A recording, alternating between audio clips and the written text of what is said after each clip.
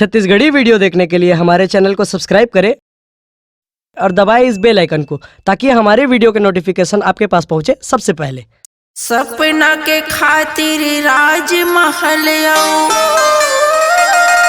लुटा दिए संसार,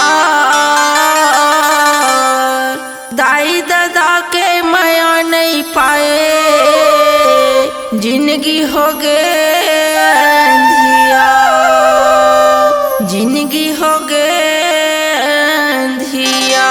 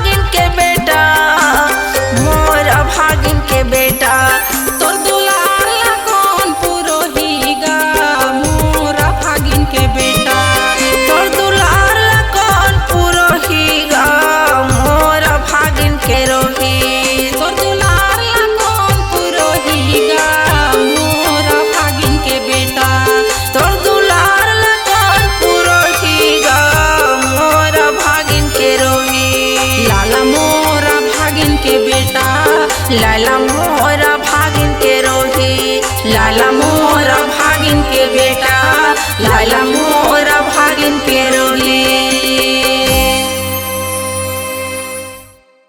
अगर आप अपनी आवाज को एक नया आयाम देना चाहते हैं तो चले आइए मल्टी ट्रैक डिजिटल रिकॉर्डिंग के लिए संपर्क करें HK म्यूजिक कंपनी, कोटा डबरी, चांपा, छत्तीसगढ़। मोबाइल नंबर है 9329238487 और 8085380339।